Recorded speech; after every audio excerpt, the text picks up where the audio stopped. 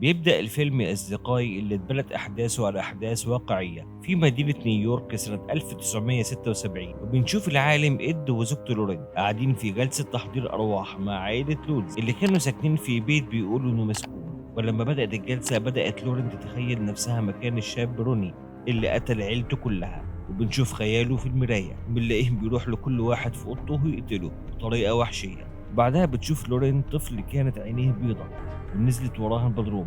مرة واحدة الطفل بيظهر معاه 3 أطفال تانيين، بيطلع من وراها كائن شيطاني رهيب، فجأة بيظهر من قدامها ويمسك رقبتها. مرة واحدة بتشوف جوزها وهو بيتقتل قدامها. وطبعا الكائن الشيطاني ده هو نفسه الموجود في فيلم ذا نان الجزء الأول والتاني، ولو ما شفتهمش هسيب لك اللينك بتاعهم في آخر الفيديو. وبعدها بتصرخ لورين جامد وكانت خايفة جدا، وتقول لإيدي إن دي أكتر مرة أقرب لشر بالشكل ده. وبيذكر الفيلم إن إد ولورين بعد نجاحهم في حل لغز القضية الأولى، وده كان موضوع الجزء الأول من الفيلم، اتشهروا جدا ووصلت شهرتهم للإعلام، وده اللي خلى الكنيسة تكلمهم علشان يواجهوا أحد أقوى الحوادث الشيطانية في مدينة إلفيلد في إنجلترا. ويلا بينا نروح لمدينة إنفيلد في إنجلترا ونشوف إيه الحكاية. بنشوف أم بناتها كانوا عايشين في بيت لوحدهم بالليل، بنلاقي بنتها جانيت بتلعب مع أختها لعبة ويجا، لكنهم شالوها تحت السرير لما زهقوا منها. وبالليل وهم نايمين جانيت بنلاقيها بتعمل حركات غريبة وبقدرة قادر تلاقي نفسها في الريسبشن تحت، وكانت أختها نايمة وبتسمع صوت خبط جامد على الباب. ولما قامت تفتح الباب لقت أختها جانيت داخلة عليها الأوضة بتقول لها مش أنا اللي خبطت. وتاني يوم كانت الأم هاتسون مع صاحبتها بيجي في البدروم، وكانت بتحط الغسيل في الغسالة، لكن فجأة ماسورة المية تتكسر والمية تغرق المكان كله. وبعدها بنشوف برنامج تلفزيوني كان مستضيف آد ولورين مع الدكتور ستيفن اللي كان ضد كل اللي بيعمله آد ولورين، وبيقول إن كل الحاجات دي خرافات وإنكم بتضحكوا على الناس علشان تشتهروا.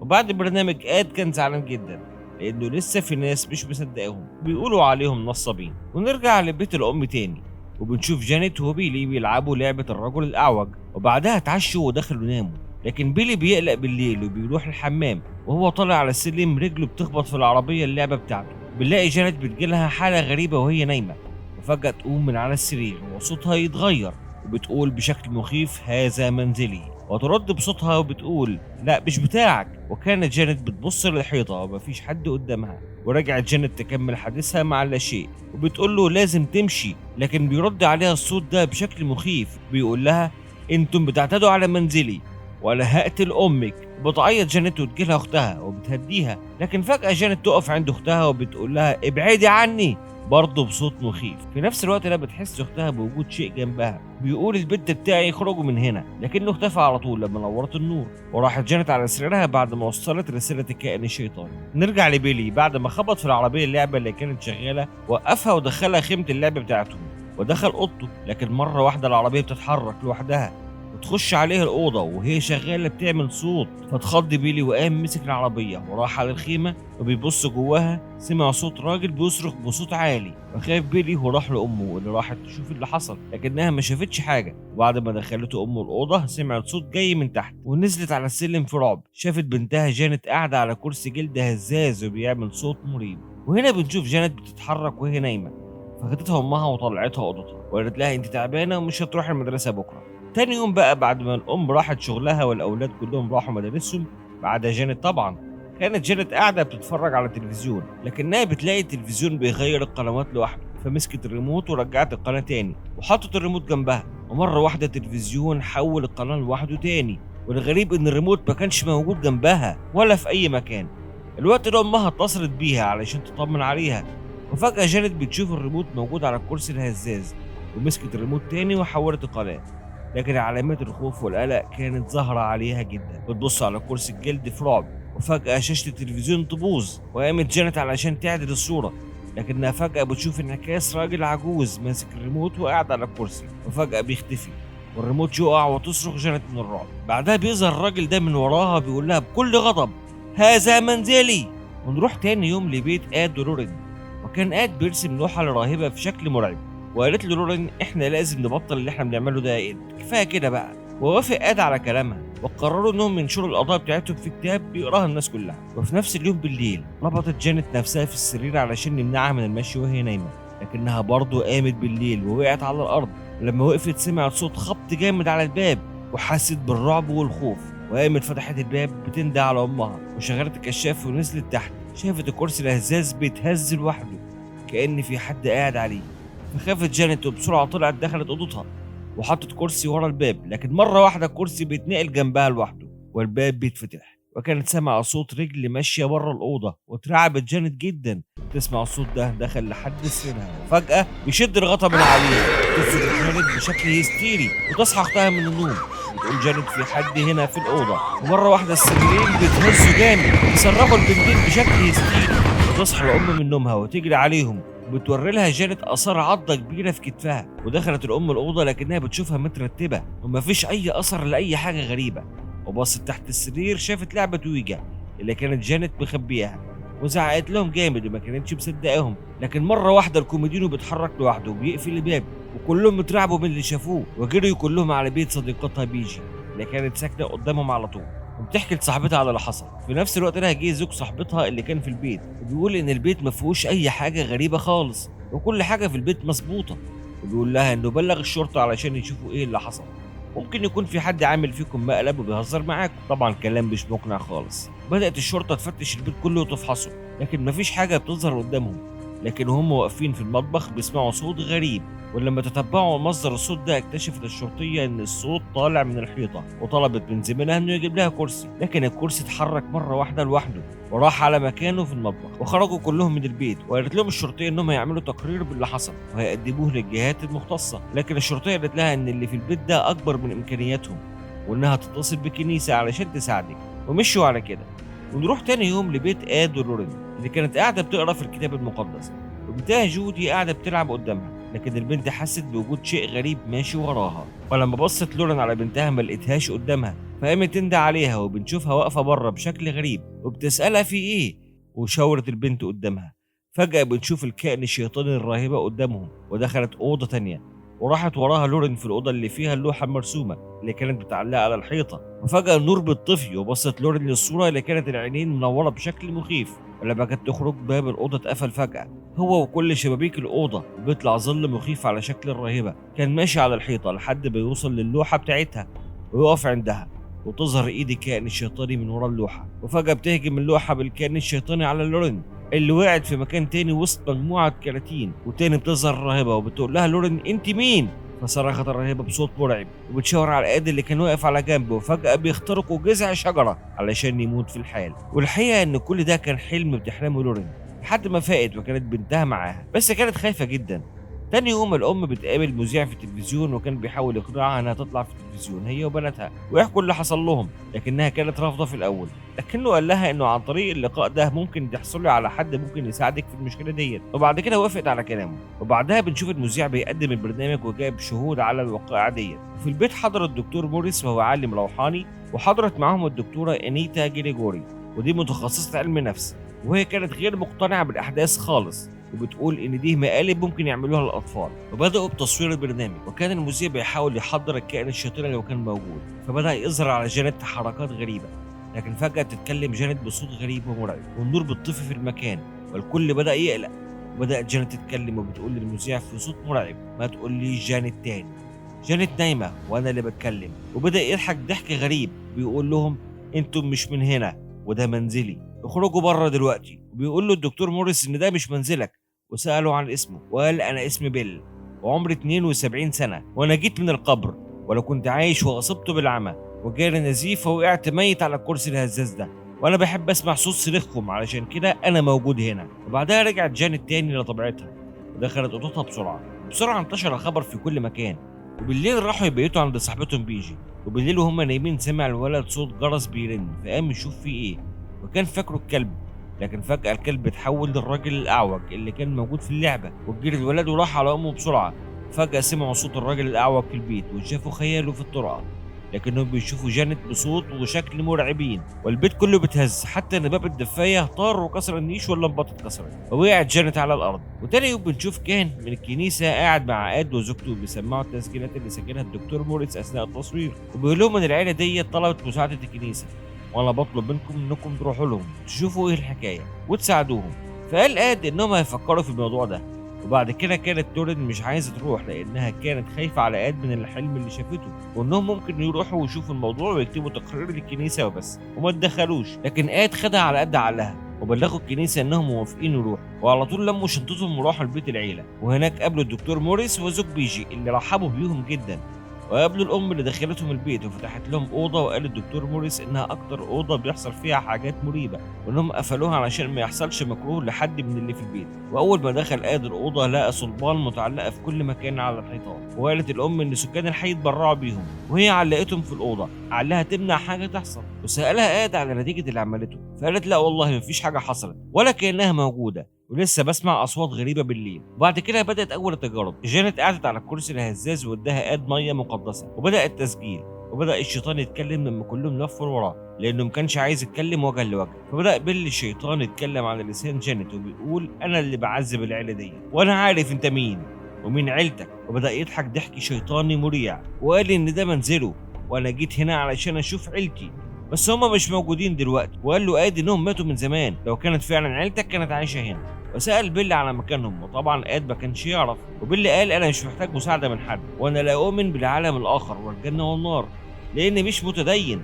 ورفع آد الصليب في وش بيل فغضب جدا وبدأ يقول كلام متقطع مش مفهوم زي كلمة النجدة. وبعدها جانت رجعت لطبيعتها، وبالليل في أوضة آد ولورين بتقول له إنها مش حاسة بأي حاجة غريبة في البيت، وإن بيقول ديت عملية اضطراب نفسي وهلوسة، لكنها بتقول له إن قلبها حاسس إنهم صح وعايزها تصدقهم وناموا على كده.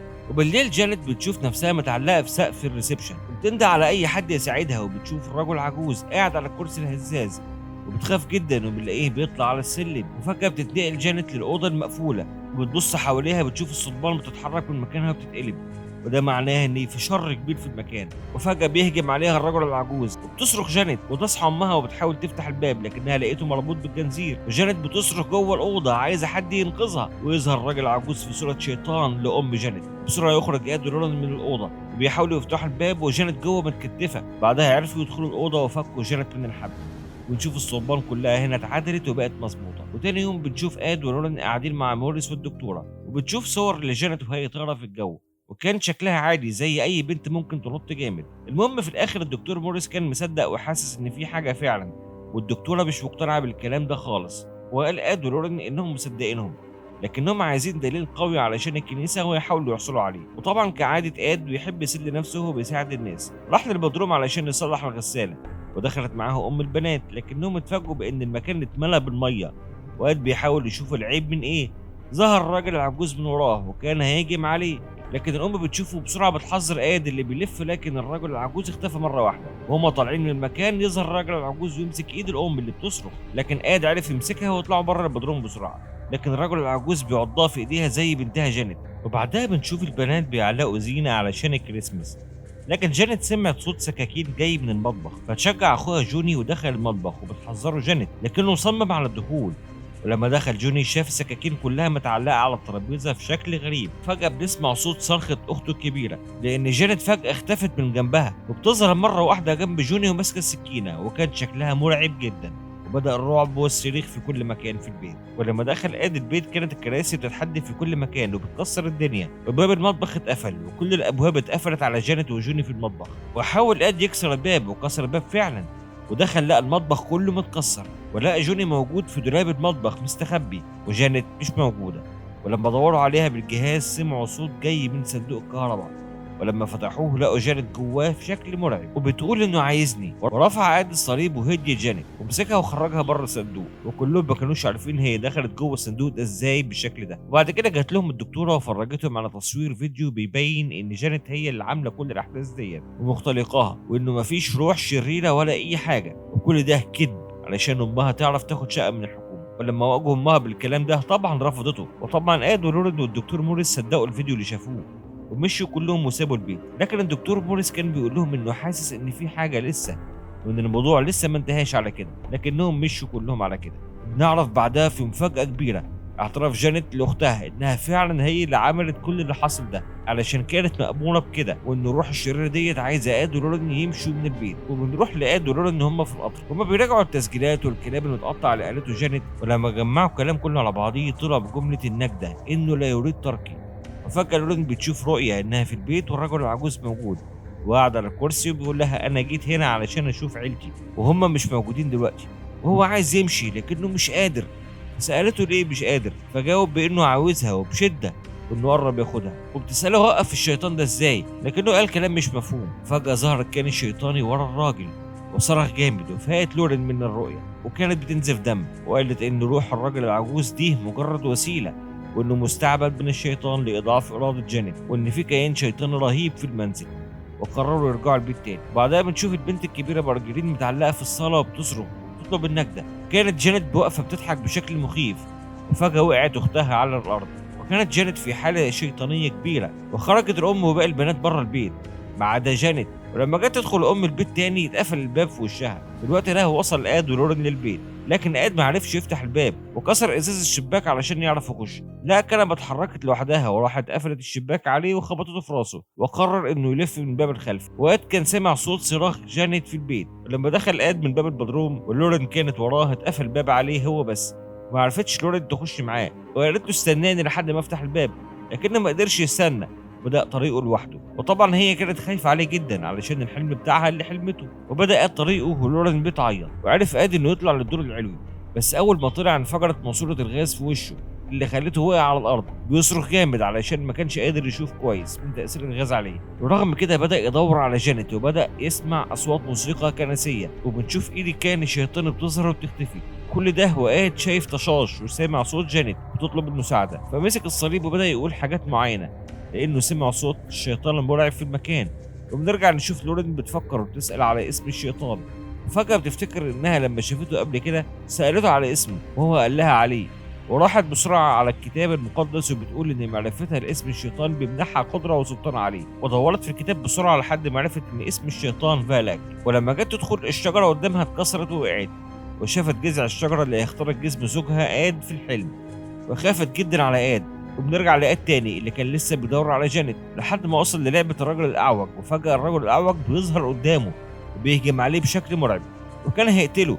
واخيرا لورين عرفت تخش من الباب الخلفي وتنده على آد، وعرفت توصل للدور العلوي. وفجأة آد بيخش الأوضة الملعونة وبيشوف جانيت واقفة على الشباك، وفجأة ازاز الشباك كله بيتكسر بشكل رهيب، وكانت جانيت في حالة زي التنويم المغناطيسي، وحدفت نفسها من الشباك اللي كان تحته جذع الشجرة بالظبط. لكن آد جري وراها ومسكها، ومسك هو في الستارة في مشهد مرعب جدا. ولورين لسه بتدور عليهم لحد ما وصلت لهم الأوضة، وكانت تدخل فجأة لقيت الشيطان فلك قدامها، وكانت الستارة اللي كان ماسك فيها آد بتتقطع، وآد قرب يقع بجانيت وجذع الشجرة تحتيه. لكن الشيطان فلك قدر يمنع لورين انها توصل لآد، ورفعتها ولزقتها في الحيطة.